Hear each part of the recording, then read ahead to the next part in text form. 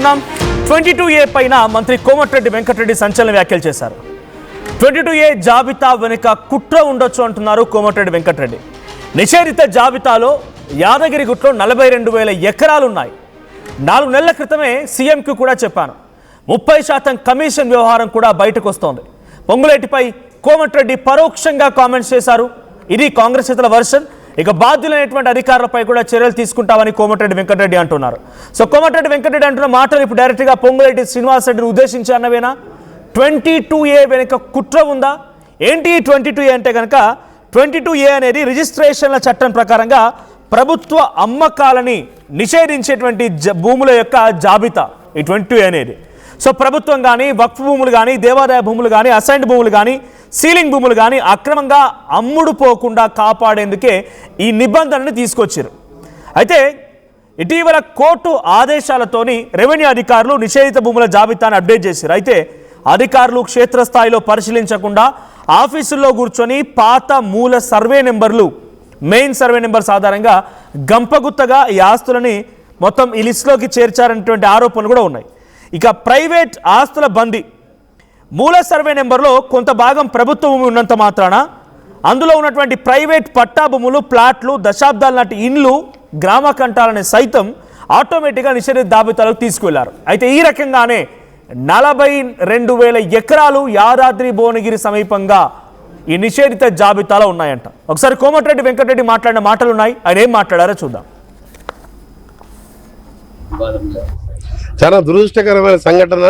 దీనికి సంబంధించిన బాధితులు ఎవరున్నా నేరుగా ఎవరైనా సరే నాకు డైరెక్ట్గా ఫోన్ చేసి కానీ మా ఛాంబర్కి వచ్చి మీకు చెప్పండి, ఇది పొరపాటున జరిగిందా, అధికారులు కావాలని చేసిందా, దీని మీద ఎంక్వైరీ చేపిస్తున్నాం.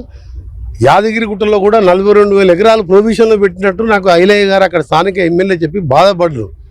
ఇది 3 నెలల కింద, ఇది ఇవాళ బయట పెట్టిన ప్రతిపక్షాలు. నేను ఆ రోజే ముఖ్యమంత్రి గారికి చెప్పిన, యాదగిరిగుట్టలో ఈ విధంగా 42,000 ఎకరాలు ప్రొవిజన్ అని చెప్పి, తాత ముత్తాతల ఆస్తులు ప్రొవిజన్లో పెట్టినని చెప్పి ఆ ప్రాంతాల్లో రైతులు, ప్రజలు, మధ్యతరగతి వాళ్ళు యాదగిరిగుట్ట మున్సిపాలిటీ నిధులపోకుండా ఎమ్మెల్యే దగ్గర నా దగ్గర తిరిగితే గతంలోనే నేను చెప్పిన, మీరు ఇప్పుడు ఇవ్వాలి చెప్తున్నాను, ఆ రోజే చెప్పి దాని గురించి మీరు లేదు, మీరు భయపడద్దు, నేను దీపిస్తానని ముఖ్యమంత్రి గారు.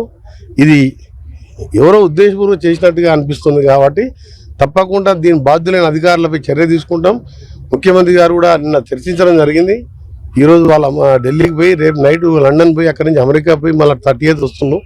వచ్చిన తర్వాత దీని మీద పూర్తిగా చర్చించి నెక్స్ట్ క్యాబినెట్ మీటింగ్లో ముఖ్యమంత్రి గారితో మాట్లాడి, ముఖ్యమంత్రి గారు కూడా నిన్న చెప్పడం జరిగింది, ఎవరు కూడా ప్రైవేట్కి సంబంధించిన భూములలో తీసేసే అవసరం లేదు, మీరు వాళ్ళు ఆన్లైన్లో అప్లై చేసుకునేది ఎన్ని అవసరం లేదు. నేను చెప్తున్నా ఒక సీనియర్ మినిస్టర్గా మీరందరూ కూడా నిశ్చితంగా ఉండేది, మీరు అప్లికేషన్ పెట్టుకునే అవసరం కూడా లేదు, మీకు ఎవ్వరు కూడా భయపడొద్దని మీకు హామీ ఇస్తున్నాం.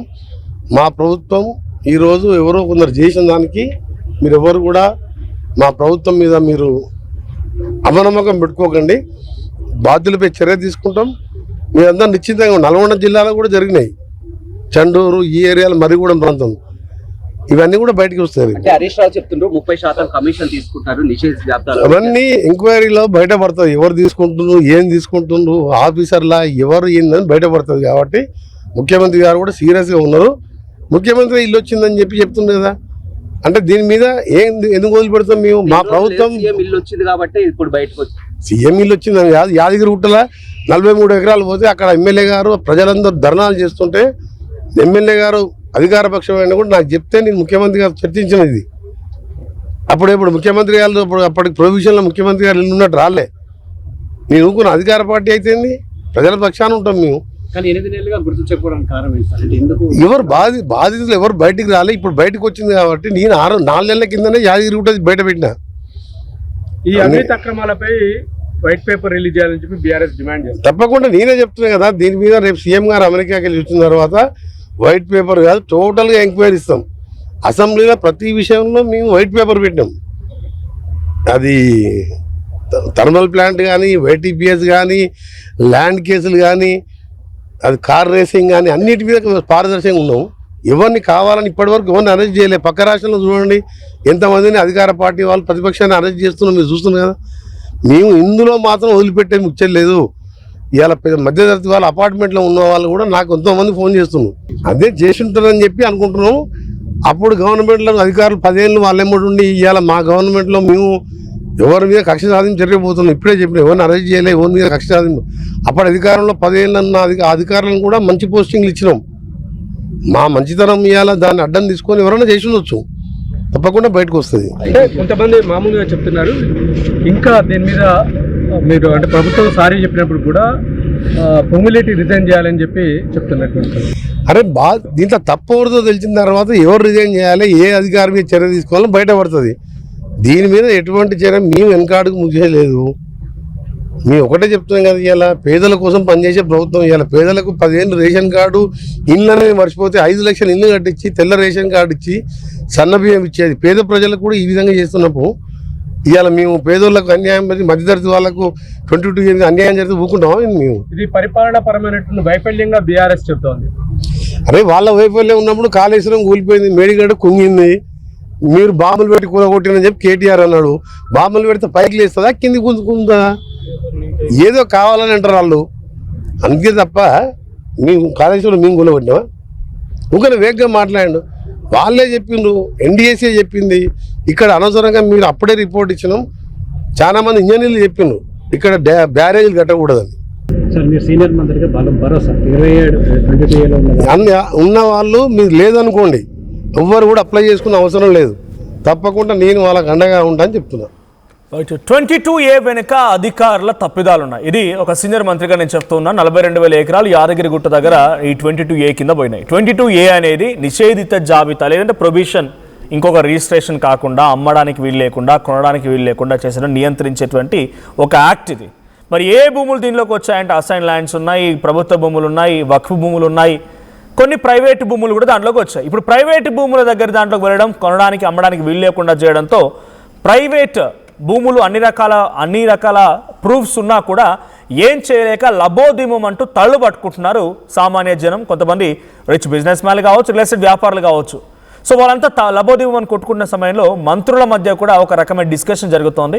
సో దీని వెనుక పెద్ద కుట్ర ఉందని కోమటిరెడ్డి వెంకటరెడ్డి మాట్లాడడం ఇప్పుడు హాట్ టాపిక్ చెప్తోంది. ఒకసారి దీనికి సంబంధించి మరిన్ని అప్డేట్స్ ప్రతినిధి మధు అందిస్తారు. మధు, ఈ 22A పైన ఇప్పుడు కోమటిరెడ్డి మాట్లాడిన మాటలు డైరెక్ట్గా పొంగులేటి శ్రీనివాసరెడ్డిని ఇండైరెక్ట్గా ఉద్దేశించి అనడమే అనుకోవాలా?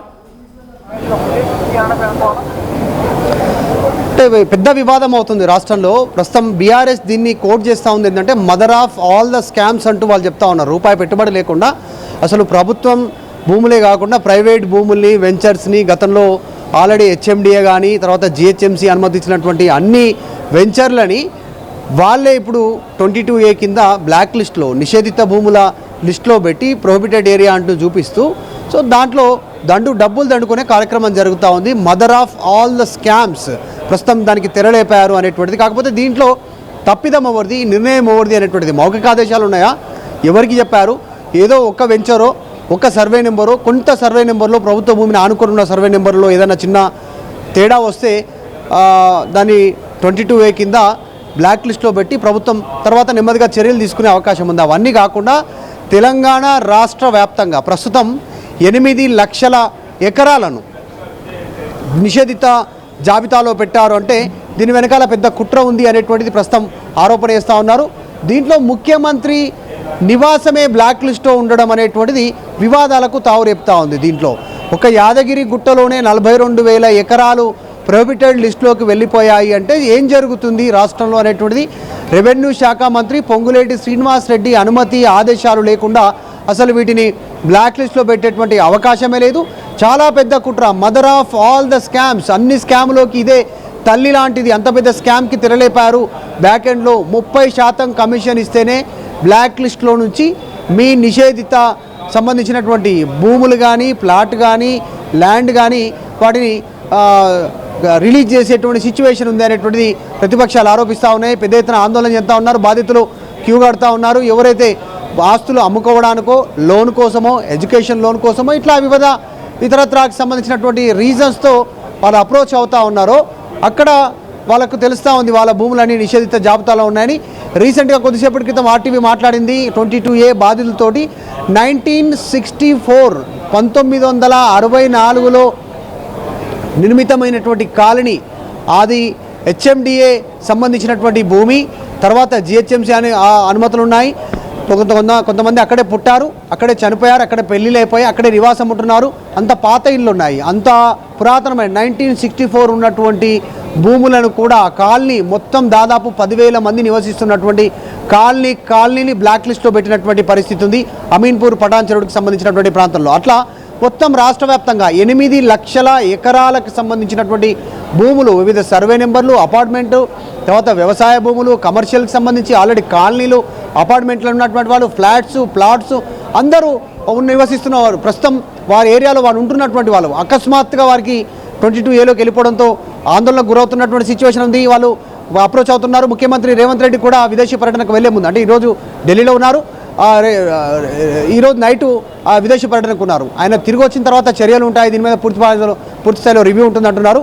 దీంట్లో నెక్స్ట్ సంబంధించిన దాంట్లో చర్యలు ఉండాలి, ఎవరిని బాధ్యతలు చేయాలి, దీంట్లో ఎందుకు నిషేధిత జాబితాలోకి వెళ్ళాయి, దీని కారకులు ఎవరు అనేటువంటిది పెద్ద ఎత్తున ప్రభుత్వం దృష్టి పెడుతున్నట్టుగా తెలుస్తుంది. డైరెక్ట్గా కోమటిరెడ్డి వెంకటరెడ్డి మంత్రి అధికారులు చేసేటువంటి కొన్ని చర్యల మూలంగానే తప్పిదాలు జరిగాయని చెప్పి క్షమాపణ కోరుతూ పొంగులేటి శ్రీనివాసరెడ్డి మాట్లాడుకొచ్చారు. ఇప్పుడు కోమటిరెడ్డి వెంకటరెడ్డి అధికారులు తప్పు అంటున్నారు. ఇప్పుడు ఎవరు అప్లై చేయాల్సిన అవసరం లేదు, ఎవరు కూడా ఏ ఆఫీస్ చుట్టూ తిరగకండి, అది అయిపోతుంది అని కోమటిరెడ్డి వెంకటరెడ్డి అనడం చూస్తూ ఉన్నాం. ఎలాంటి పరిష్కారం దొరుకుతుంది ఈ ల్యాండ్స్కి ఇప్పుడు? ఒక్క అప్లికేషన్ రాకుండానే, ఒక్క ఫిర్యాదు రాకుండానే, ఒక్క దరఖాస్తు ఇవ్వకుండానే, అంటే అపోనెంట్ కానీ ఇంకోరు కానీ ఏదో ఒక చిన్న అపోనెంట్ ఎవరైనా ఇస్తే ఆ భూమికి సంబంధించి 22Aలో పెట్టాలి. అది ప్రైవేట్ భూములు అయితే. ఇక రాష్ట్ర కేంద్ర ప్రభుత్వ భూములు కానీ, దేవాదాయ భూములు కానీ, వక్ఫ్ కానీ, అసైన్ ల్యాండ్స్ కానీ వీటిని పెట్టేటువంటి అధికారం ప్రభుత్వానికి ఉంది, రెవెన్యూ డిపార్ట్మెంట్కి ఉంది. అంతవరకు ఓకే. ప్రైవేట్ ల్యాండ్స్ ఎందుకు? వేల ఎకరాలు, లక్షల సంబంధించినటువంటి ఆస్తులు ప్రైవేట్లోకి ఎందుకు వెళ్ళి, ప్రైవేట్ భూముల్లో ఎందుకు 22Aను ఇంప్లిమెంట్ చేశారనేటువంటి ఆందోళన వ్యక్తం అవుతా ఉంది. దీంట్లో అధికారులు చేశారు, తప్పిదం జరిగింది అనేటువంటిది మంత్రి పొంగులేటి శ్రీనివాసరెడ్డి క్షమాపణ చెప్పే ప్రయత్నం చేస్తున్నారు. కానీ ప్రతిపక్షాల నుంచి, కొంతమంది ఎక్స్పర్ట్స్ నుంచి వస్తున్నటువంటి మంత్రి స్థాయి లెవెల్లో ఆదేశాలు లేకపోతే క్షేత్రస్థాయిలో 22A ప్రొహిబిటెడ్ కింద పెట్టేటువంటి స్థాయిలో సీనియర్ మంత్రిగా తప్పు జరిగింది అని చెప్పి డైరెక్ట్ గా కోమటిరెడ్డి వెంకటరెడ్డి అనడము, రెవెన్యూ శాఖ మంత్రిగా పొంగులేటి శ్రీనివాసరెడ్డి చెప్పడము, ఇలా చెప్తున్న సమయంలో దీనిపైన విచారణ జరిగే అవకాశం ఉందా? ఎవరి వైపు నుంచి తప్పు జరిగిందనేది, ఎవరు తప్పు చేశారు, ఎవరి వైపు నుంచి తప్పు జరిగిందని అటు కోమటిరెడ్డి వెంకటరెడ్డి అంటూ ఉన్నారు, ఇటు పొంగులేటి శ్రీనివాసరెడ్డి అంటున్నారు. కాబట్టి ఏదైనా విచారణ జరగవచ్చా ఇంటర్నల్గా? ఎంక్వైరీ చేయాలి అని చెప్తా ఉన్నారు. ఆల్రెడీ మంత్రి పొంగులేటి శ్రీనివాసరెడ్డి రెవెన్యూ కూడా దీనిపైన విచారణకు ఆదేశించాము, ఎక్కడ తప్పిదం జరిగింది, ఎందుకు ఈ 22A ఇంప్లిమెంట్ అయింది, ఇన్ని లక్షల ఆస్తులకు సంబంధించి, ఇన్ని లక్షల మంది ప్రజలకు సంబంధించినటువంటిది ఆయన ఎంక్వైరీ చేస్తున్నారు. ముఖ్యమంత్రి కూడా ఆల్రెడీ ఎంక్వైరీ స్టార్ట్ చేశారు. సీఎంఓ నుంచి ఏం జరిగింది, ఎక్కడ తప్పిదం జరిగింది, ఆరోపణలు ఎక్కడ వస్తున్నాయి అనేటువంటిది ప్రతిపక్షాలు చేస్తూ ఉన్నాయి. ఆరోపణలు 30% కోసం జరుగుతుంది ఇదంతా కూడా అనేటువంటిది. గతంలో పొంగులేటి శ్రీనివాసరెడ్డి ఇతర రాష్ట్రాల్లో ఖర్చు పెట్టారు కాంగ్రెస్ పార్టీ కోసం. అటు కేరళ కానీ, మహారాష్ట్ర కానీ, బీహార్ కానీ ఇట్లా కొన్ని రాష్ట్రాల్లో ఖర్చు పెట్టారు పొంగులేటి శ్రీనివాసరెడ్డి. సో ఆ డబ్బులు వసూలు కోసం తెలంగాణలో ఈ రకంగా వసూలు చేస్తూ ఉన్నారని ప్రతిపక్షాలు విమర్శలు వస్తూ ఉన్నాయి. సో ఇదంతా రేపు ఫ్యూచర్లో జిహెచ్ఎంసీ ఎన్నికలకు కానీ, వచ్చేటువంటి ఎమ్మెల్సీ కానీ, ఇంకా ఫ్యూచర్లో అన్ని ఎలక్షన్లకి కాంగ్రెస్ పార్టీకి ఎఫెక్ట్ అయ్యే పరిస్థితి ఉంది. వాటిని దృష్టిలో పెట్టుకొని దీనిపైన ఎంక్వైరీ స్టార్ట్ అయింది.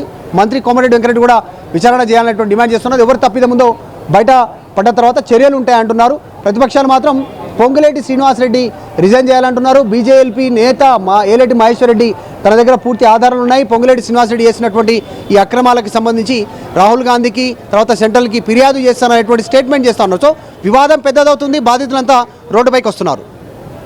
ఆల్ స్కామ్స్ అనేది ప్రతిపక్షంగా మాట్లాడుతూ వాళ్ళు డెఫినెట్గా ఈ అంశాన్ని ముఖ్యమంత్రి రేవంత్ రెడ్డి నివాసం కూడా ఈ 22Aలో ఉండడాన్ని చూసి బీఆర్ఎస్ పార్టీ పెద్ద ఎత్తున దీన్ని విస్తృతంగా పబ్లిక్లో తీసుకెళ్లాలనుకుంటుంది. ఎందుకంటే కేవలం హైదరాబాద్, జూబ్లీ హిల్స్, రేవంత్ రెడ్డి నివాసమే కాదు, తెలంగాణ రాష్ట్ర వ్యాప్తంగా కొన్ని వేల లక్షల ఎకరాలు కూడా ఈ 22A కింద నిషేధించబడుతున్నాయి, ప్రాబిట్ చేయబడుతున్న రిజిస్ట్రేషన్స్ కోసం. కాబట్టి సో దీన్ని ఇంకా బీఆర్ఎస్ పార్టీ ఏ రకంగా విస్తృతంగా తీసుకెళ్లాలనుకుంటోంది? కాంగ్రెస్ పార్టీ వైపు నుంచి ఎటువంటి కౌంటర్ ఉండబోతోంది?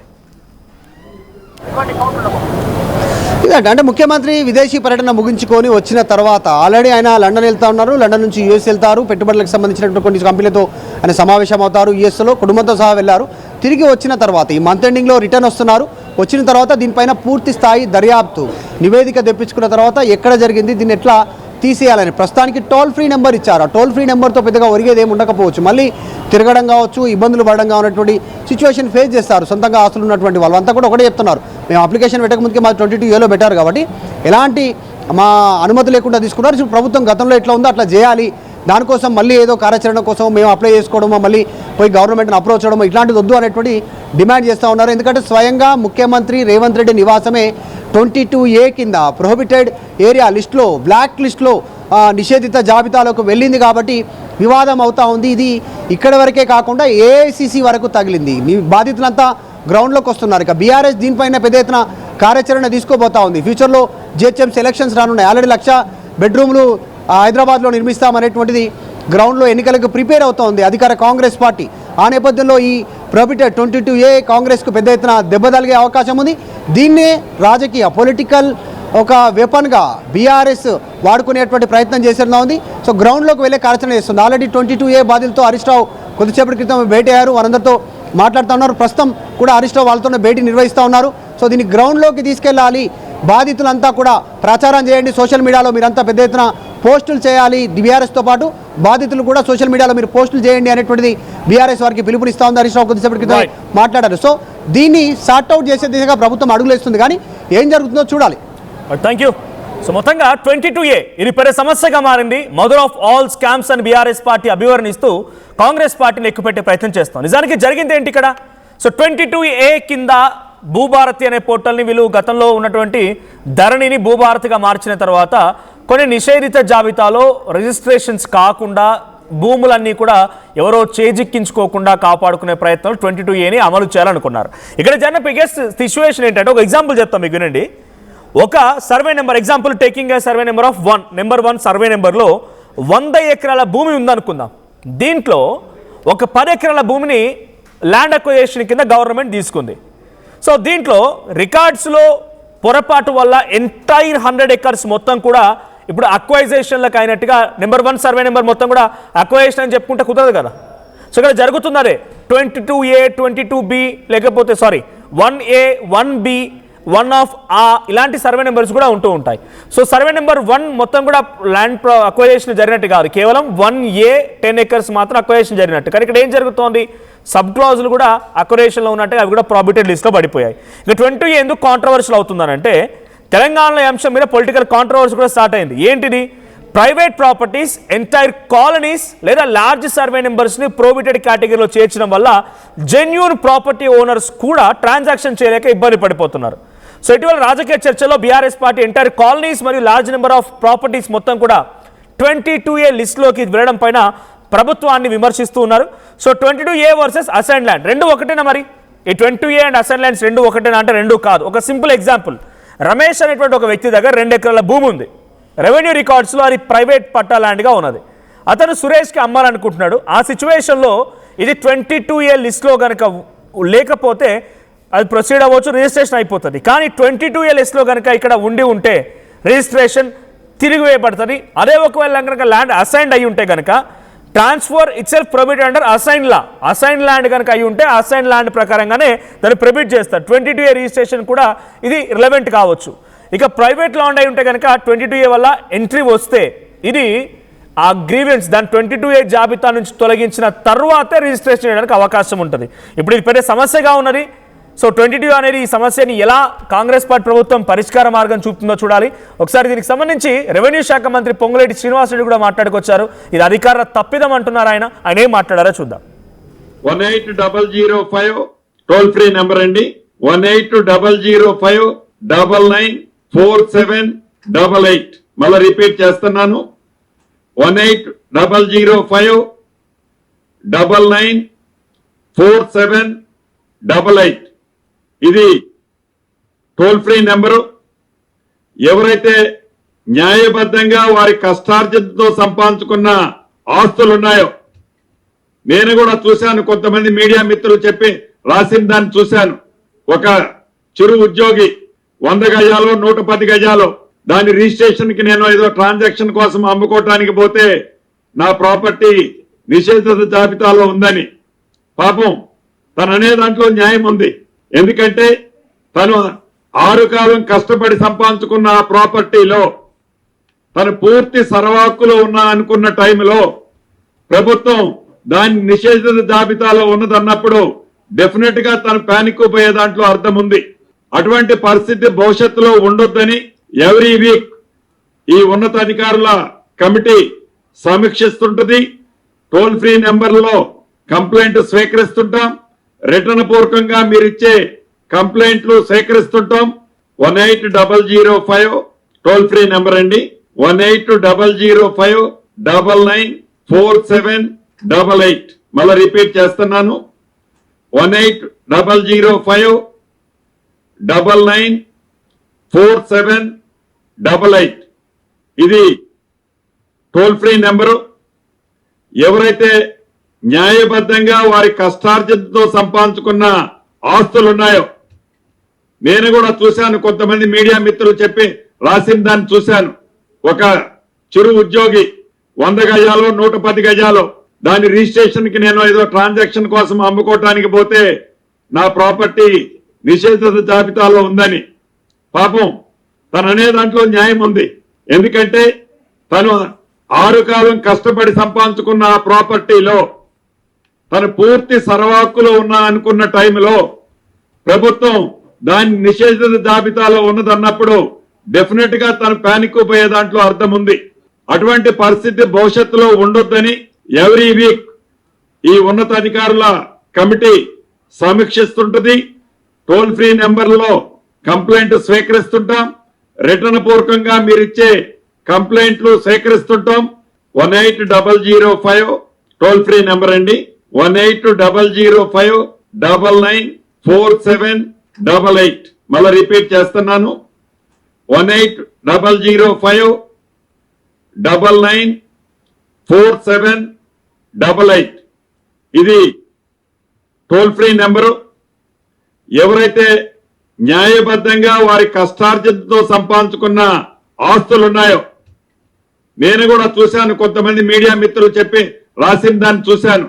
ఒక చిరు ఉద్యోగి 100 గజాలు 110 గజాలు దాని రిజిస్ట్రేషన్ కి నేను ఏదో ట్రాన్సాక్షన్ కోసం అమ్ముకోవటానికి పోతే నా ప్రాపర్టీ నిషేధిత జాబితాలో ఉందని. పాపం